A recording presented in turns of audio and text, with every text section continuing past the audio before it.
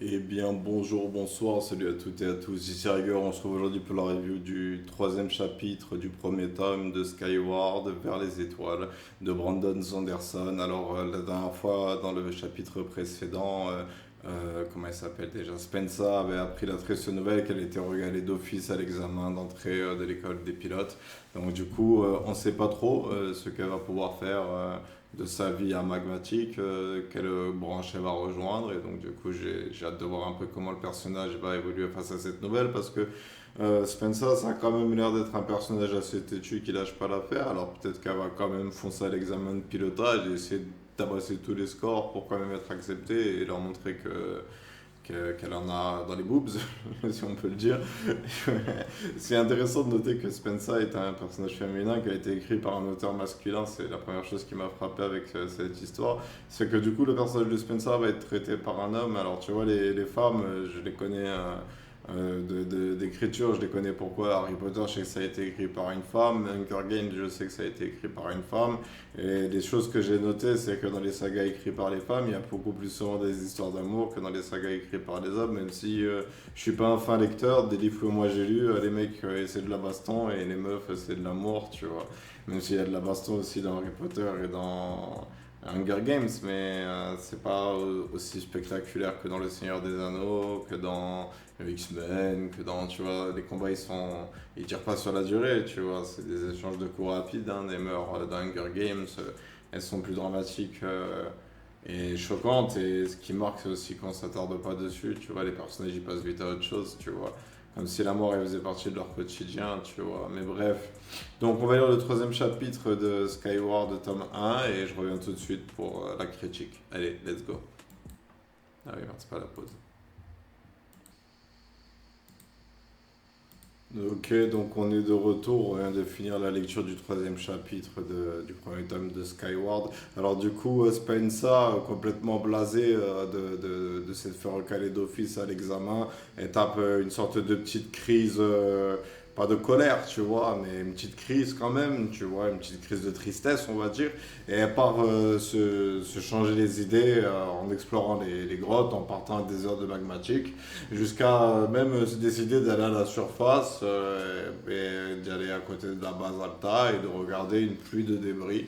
Apparemment, elle était au courant, ça j'ai pas trop compris ce qui l'a motivé à aller voir ça, mais disons qu'elle veut chercher le réconfort, tu vois, elle était vraiment dégoûtée, ça lui restait dans la tête, ça la travaillait beaucoup, tu vois, donc elle voulait de l'adrénaline, j'imagine, tu vois, c'est une réaction tout à fait normale en réalité. Ses rêves ils sont brisés, elle cherche refuge dans quelque chose qu'elle aime, tu vois. Et du coup, bah, c'est la chasse au rat et l'exploration des cavernes, tu vois. Elle se sent connectée à son père, probablement.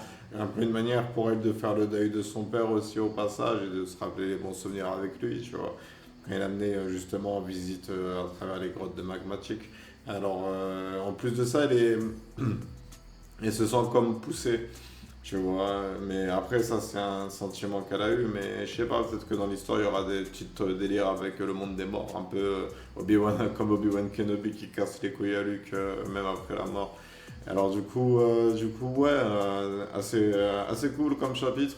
Mais il se passe pas grand chose en réalité. Juste, bah, elle découvre le vaisseau. À la fin du chapitre, justement, genre, il y a une pluie de débris qui va lui tomber sur la gueule et elle court à toute vitesse se mettre à l'abri parce que l'entrée par où elle est arrivée, ça s'est effondré, tu vois. Donc elle court et elle va sur une autre crevasse. Et dans ces autres crevasses, elle découvre des parties métalliques et notamment un vaisseau spatial. Alors ça, c'est ce qui est écrit dans le scénario, mais du coup, ça l'arrange. Parce que du coup, elle qui veut devenir pilote, et ben, elle a plus besoin de l'approbation de Magmatic pour avoir un vaisseau. Mais le problème qu'il y a, c'est qu'à mon avis, si elle vole avec un vaisseau au-dessus de Magmatic, elle risque d'avoir des problèmes avec la base d'Alta, tu vois. Alors du coup, qu'est-ce qui va se passer? Parce que je la vois mal devenir l'ennemi des humains, hein. Peut-être qu'elle va garder ça secret dans un premier temps, montrer à Roge et faire des tests en secret, tu vois. Parce que c'est vrai qu'elle précise quand même que les débris, ça permet, ça brouille les radars, tu vois. Alors peut-être qu'elle pourra profiter de cette faille-là pour s'entraîner à piloter un vaisseau sans pour autant entrer dans l'académie, tu vois. Donc c'est une bonne chose pour elle. Ça arrive un peu tôt dans l'histoire, je trouve. Mais en même temps, ce qui est bien, c'est que ça va lancer le scénario, tu vois. Mais c'est vrai que si je devais dire un bémol, c'est que bah, c'est dommage que l'élément perturbateur arrive aussitôt dans l'histoire, bah, parce que du coup, l'univers était bien mis en place et on s'attachait au quotidien du personnage et à ses problèmes avec la ville de Magmatic. Mais j'ai peur que ce soit une histoire full solo, genre que Spencer elle lance une game en solo et que ce soit centré que sur elle et qu'il n'y ait pas suffisamment de personnages. Moi j'aime bien les histoires avec beaucoup de personnages, tu vois. Mais après, il y a Vmir, le professeur Vmir et sa fille, j'ai oublié Natasha, je crois, un truc comme ça. Il y a Rog, il y aura peut-être d'autres pilotes aussi, hein, il y aura peut-être une petite escouade, on verra bien. Mais là, pour le moment, genre, c'est vrai que c'est un petit bémol, ça arrive un peu tôt. Ça arrive un peu tôt, ce sera le titre de cette vidéo, c'est un peu tôt. Tu vois, genre peut-être deux ou trois chapitres de plus, tu vois, où on voit son quotidien, tu vois, et peut-être voir comment justement elle se fait démarcher par les autres branches, tu vois, qui essaient de la chauffer, tu vois, et elle-même qui part en exploration un peu, tu sais, comme...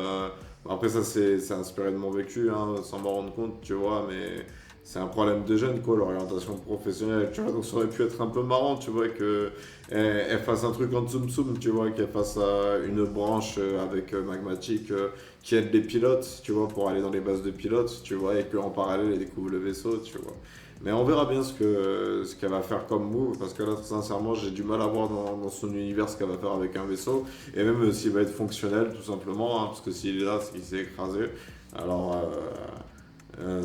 j'imagine, je vois mal aussi, genre ce serait un peu beau, tu vois, qu'avec un accident, le vaisseau il se soit écrasé sans dégâts, tu vois. Donc elle va devoir peut-être le retaper dans un premier temps avec Rod, tu vois. Ça pourrait être marrant de voir comment est-ce qu'ils réunissent les équipements, tu vois. Ou peut-être de décider elle-même de devenir ingénieur pour justement réparer les vaisseaux et réparer son vaisseau, tu vois.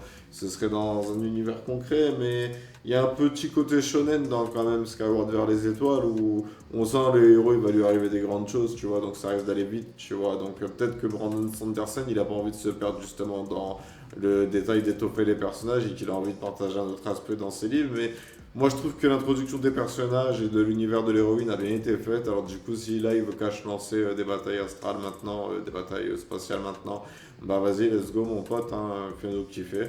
Mais moi, personnellement, je pense que le scénario il a besoin encore d'être un peu plus développé et aussi, bientôt, il faudra que dans l'histoire, on nous fasse ressentir le danger des Krell parce que la seule chose qu'on sait, c'est qu'ils ont attaqué Magmatic, mais que Magmatic a réussi à les faire battre en retraite, mais que c'est le père de Spencer, il a pris le combat. Donc on verra bien. On verra bien, on va s'arrêter là pour cette review. Il n'y a pas grand chose à dire en réalité sur ce chapitre, hein. C'est plus, on écoute Spencer un peu chialer sur son sort, tu vois, mais c'est cool en vrai, c'est cool en vrai, genre c'est bien écrit. Donc du coup c'est agréable, c'est le troisième chapitre que je lis avec la prologue. Et j'ai pas ce problème avec certains livres que ce soit trop lourd à encaisser quand je lis, tu vois, c'est fluide, c'est agréable. Ça va, et c'est bien, c'est développé de manière fluide, même si ça va un peu vite là. Il y a aucun moment, je trouve, il y a un problème de rythme dans la narration, tu vois. Les scénarios avancent au rythme de l'auteur, tu vois, et son flow, il est bon, tu vois. Donc on le suit, mais en vrai, en même temps, c'est vrai qu'on commence déjà à vouloir en apprendre un peu plus sur la ville et le lore, tu vois. Donc j'espère que cette œuvre va développer son lore et qu'elle va pas juste nous faire de l'action, parce que ce serait dommage qu'il marche en adaptation, c'est des trucs qui font des lore. Vous imaginez si on lit le livre maintenant et qu'ensuite il est adapté en film. Tu vois, c'est ça, alors, ça serait le summum de Rhaegar Diades, tu vois, de faire adapter un film comme ça, de faire percer, tu vois. Peut-être que des Français pourraient le refaire, tu vois. Des Français des terres qui pourraient faire ça et qui pourraient adapter ce livre en série, tu vois, ça pourrait être pas mal. Mais bon, bref, on va s'arrêter là pour cette analyse, pour cette review, hein, pour cette critique à chaud du troisième chapitre de Skyward, hein. Donc c'est un peu tôt qu'elle découvre le vaisseau, mais en même temps ça intrigue pour la suite, alors du coup c'est cool. Et donc hâte de connaître la suite de l'avancée de l'histoire, on verra bien ce que Spencer va faire avec ce vaisseau. Allez bref, sur ce c'était Riger, je vous souhaite une bonne journée, une bonne soirée, un bon après-midi, et je vous dis à bientôt pour une prochaine vidéo.